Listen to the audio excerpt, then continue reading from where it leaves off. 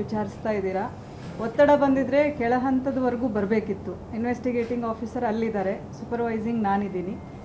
Percolate ಆದಾಗ investigation ಮೇಲೆ ಅದರದ್ದು ಎಫೆಕ್ಟ್ ಆಗುತ್ತೆ. ಅಂಥ ಸಂದರ್ಭ ಯಾವುದೂ ಬಂದಿಲ್ಲ, ಅದನ್ನು ನಾವು ಕ್ಲಿಯರ್ ಕಟ್ಟಾಗಿ ಹೇಳ್ತೀವಿ. ಏನಾದರೂ ಒತ್ತಡ ಇದ್ದಿದ್ರೂ ಅದು ಮೇಲಿನ ಮೇಲೆ ಹೋಗಿದೆ, ಕೆಳಗಡೆವರೆಗೂ ಯಾವತ್ತೂ ಬಂದಿಲ್ಲ. ನಾವು ತುಂಬ ಅನ್ಬಯಾಸ್ಡಾಗಿ, ತುಂಬ ನ್ಯೂಟ್ರಲ್ ಆಗಿ ಏನು ಎವಿಡೆನ್ಸಸ್ ಇದೆ ಅದನ್ನು ಕಲೆಕ್ಟ್ ಮಾಡುವಂಥದ್ದು, ಏನು ವಿಟ್ನೆಸ್ಗಳು ಸಿಗ್ತಾರೆ ಅವ್ರ ಹೇಳಿಕೆ ತಗೊಳ್ಳುವಂಥದ್ದು, ತುಂಬ ಅತ್ಯುತ್ತಮ ರೀತಿಯಲ್ಲಿ ಪ್ರೊಫೆಷ್ನಲ್ ಆಗಿ ಸೈಂಟಿಫಿಕ್ ಆಗಿ ಎವಿಡೆನ್ಸಸ್ ಕಲೆಕ್ಟ್ ಮಾಡಿರೋವಂಥದ್ದಿದೆ ಹೊರತು ಬೇರೆ ಯಾವುದು ಒತ್ತಡಕ್ಕೆ ಮನದು ಯಾವುದೋ ನಾವು ವಿಷಯಗಳನ್ನ ಅದರಲ್ಲಿ ಸೇರಿಸಿದ್ದೀವಿ ಅನ್ನೋವಂಥದ್ದು ಇದು ತಪ್ಪು. ಇದೇ ಕೇಸಲ್ಲಿ ಒಂದು ಡ್ರೈವರ್ ಪ್ರಜ್ವಲ್ ಡ್ರೈವರ್ ಅವನು ಮೊಬೈಲ್ ತಗೊಂಡು ವಿಡಿಯೋ ವೈರಲ್ ಮಾಡಿದ್ದು ಈ ಕೇಸಲ್ಲಿ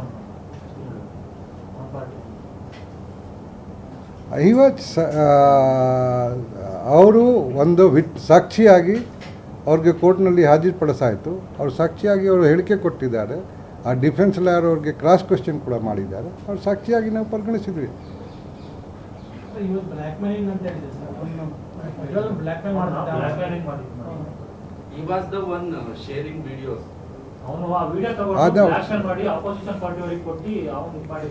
ಅದಕ್ಕೆ ಬೇರೆ ಕೇಸ್ ನಾನು ಹೇಳಿದ್ದೀವಿ. ಹಾಸನ್ನಲ್ಲಿ ಪೆನ್ ಡಿಸ್ಟ್ರಿಬ್ಯೂಷನ್ ಕೇಸ್ದು ಸೆಪ್ರೇಟ್ ಕೇಸ್ ಇರೋದು. ಆ ಪೆನ್ ಡಿಸ್ಟ್ರಿಬ್ಯೂಷನ್ ಕೇಸ್ ಕೂಡ ಶಾರ್ಟ್ಲಿ ನಾವು ಚಾರ್ಜ್ ಶೀಟ್ ಮಾಡ್ತೇವೆ. ಐ ಟಿ ಆ್ಯಕ್ಟ್ ಇದರಲ್ಲಿ ಇರ್ತಕ್ಕಂಥ ಐ ಟಿ ಆ್ಯಕ್ಟ್ ಏನಿದೆ ಮಾತ್ರ ವಿಡಿಯೋ ರಿಕಾರ್ಡಿಂಗ್ ಮಾಡೋದು ಹೊರಗೆ. ವಿಡಿಯೋ ರಿಕಾರ್ಡಿಂಗ್ ಮಾಡಿಕೊಂಡು ಅದು ಪೆನ್ ಡ್ರೈವ್ನಲ್ಲಿ ಹಾಕಿ ಡಿಸ್ಟ್ರಿಬ್ಯೂಟ್ ಮಾಡಿದ್ದು ಅದು ಹಾಸನ್ ಕೇಸ್. ಅದರಲ್ಲಿ ತಾವು ನೋಡಿ ಚಾರ್ಜ್ ಶೀಟ್ ನೋಡಿದ ನಂತರ ತಮಗೆ ಗೊತ್ತಾಗುತ್ತೆ ಯಾರು ಆರೋಪಿ ಇದ್ದಾರೆ ಯಾರು ಇಲ್ಲ. ಅದು ಇಲ್ಲಿ ನಾವು ಹೇಳಂಗಿಲ್ಲ. ಚಾರ್ಜ್ ಶೀಟ್ ಆದ ಕೂಡಲೇ ತಮ್ಮೆಲ್ಲರಿಗೂ ಗೊತ್ತಾಗುತ್ತೆ. ನಾವು ಹೇಳ್ತಾ ಇದ್ವಿಲ್ಲ, ಚಾರ್ಜ್ ಶೀಟ್ ತಾವು ನೋಡಿ ಶಾರ್ಟ್ಲಿ ಅದರಲ್ಲಿ ತಮ್ಗೆ ಎಲ್ಲರಿಗೂ ಗೊತ್ತಾಗುತ್ತೆ ಯಾರು ಇದ್ದಾರೆ. ಇದೇ ಪ್ರಕಾರ ಅದು ಚಾರ್ಜ್ ಶೀಟ್ ಇರುತ್ತದೆ. 2 ವೀಕ್ ಅಷ್ಟೇ. ಫೈನಲ್ ನಾವು ನಡೀತಾ ಇದೆ. 2 ವೀಕ್ನಲ್ಲಿ ಚಾರ್ಜ್ ಶೀಟ್ ಮಾಡ್ತೀವಿ. ಎಲ್ಲ ಆ ಟೈಮ್ ನೋಡಿ ಗೊತ್ತಾಗುತ್ತೆ. ತಾವು ವಿಚಾರಿಸ್ತಾ ಇದ್ದೀರಾ. ಒತ್ತಡ ಬಂದಿದ್ರೆ ಕೆಳ ಹಂತದವರೆಗೂ ಬರಬೇಕಿತ್ತು. ಇನ್ವೆಸ್ಟಿಗೇಟಿಂಗ್ ಆಫೀಸರ್ ಅಲ್ಲಿದ್ದಾರೆ, ಸೂಪರ್ವೈಸಿಂಗ್ ನಾನಿದ್ದೀನಿ. ಪರ್ಕೊಲೇಟ್ ಆದಾಗ ಇನ್ವೆಸ್ಟಿಗೇಷನ್ ಮೇಲೆ ಅದರದ್ದು ಎಫೆಕ್ಟ್ ಆಗುತ್ತೆ. ಅಂಥ ಸಂದರ್ಭ ಯಾವುದೂ ಬಂದಿಲ್ಲ, ಅದನ್ನು ನಾವು ಕ್ಲಿಯರ್ ಕಟ್ಟಾಗಿ ಹೇಳ್ತೀವಿ. ಏನಾದರೂ ಒತ್ತಡ ಇದ್ದಿದ್ರೂ ಅದು ಮೇಲಿನ ಮೇಲೆ ಹೋಗಿದೆ, ಕೆಳಗಡೆವರೆಗೂ ಯಾವತ್ತೂ ಬಂದಿಲ್ಲ. ನಾವು ತುಂಬ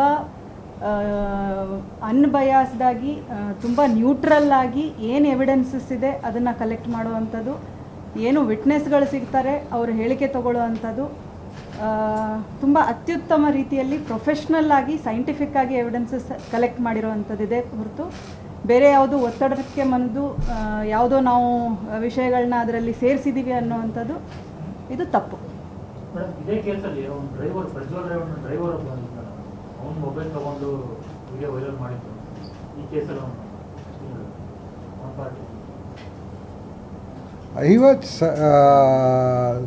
ಅವರು ಒಂದು ಸಾಕ್ಷಿಯಾಗಿ ಅವ್ರಿಗೆ ಕೋರ್ಟ್ನಲ್ಲಿ ಹಾಜರುಪಡಿಸಾಯಿತು. ಅವರು ಸಾಕ್ಷಿಯಾಗಿ ಅವರು ಹೇಳಿಕೆ ಕೊಟ್ಟಿದ್ದಾರೆ. ಆ ಡಿಫೆನ್ಸ್ ಲಾಯರ್ ಅವ್ರಿಗೆ ಕ್ರಾಸ್ ಕ್ವೆಶ್ಚನ್ ಕೂಡ ಮಾಡಿದ್ದಾರೆ. ಅವ್ರು ಸಾಕ್ಷಿಯಾಗಿ ನಾವು ಪರಿಗಣಿಸಿದ್ವಿ.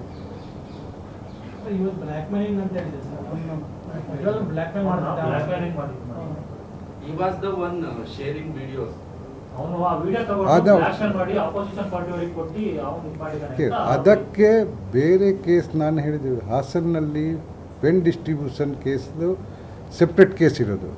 ಆ ಪೆನ್ ಡಿಸ್ಟ್ರಿಬ್ಯೂಷನ್ ಕೇಸ್ ಕೂಡ ಶಾರ್ಟ್ಲಿ ನಾವು ಚಾರ್ಜ್ ಶೀಟ್ ಮಾಡ್ತೇವೆ. ಐ ಟಿ ಆ್ಯಕ್ಟ್ ಇದರಲ್ಲಿ ಇರ್ತಕ್ಕಂಥ ಐ ಟಿ ಆ್ಯಕ್ಟ್ ಏನಿದೆ ಮಾತ್ರ ವಿಡಿಯೋ ರಿಕಾರ್ಡಿಂಗ್ ಮಾಡೋದು ಹೊರಗೆ.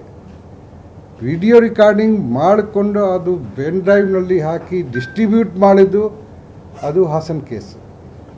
ಅದರಲ್ಲಿ ತಾವು ನೋಡಿ ಚಾರ್ಜ್ ಶೀಟ್ ನೋಡಿದ ನಂತರ ತಮಗೆ ಗೊತ್ತಾಗುತ್ತೆ ಯಾರು ಆರೋಪಿ ಇದ್ದಾರೆ ಯಾರು ಇಲ್ಲ. ಅದು ಇಲ್ಲಿ ನಾವು ಹೇಳಂಗಿಲ್ಲ. ಚಾರ್ಜ್ ಶೀಟ್ ಆದ ಕೂಡಲೇ ತಮ್ಮೆಲ್ಲರಿಗೂ ಗೊತ್ತಾಗುತ್ತೆ. ನಾವು ಹೇಳ್ತಾ ಇದ್ವಿಲ್ಲ, ಚಾರ್ಜ್ ಶೀಟ್ ತಾವು ನೋಡಿ ಶಾರ್ಟ್ಲಿ ಅದರಲ್ಲಿ ತಮ್ಗೆ ಎಲ್ಲರಿಗೂ ಗೊತ್ತಾಗುತ್ತೆ ಯಾರು ಇದ್ದಾರೆ. ಇದೇ ಪ್ರಕಾರ ಅದು ಚಾರ್ಜ್ ಶೀಟ್ ಇರುತ್ತದೆ. 2 ವೀಕ್ ಅಷ್ಟೇ.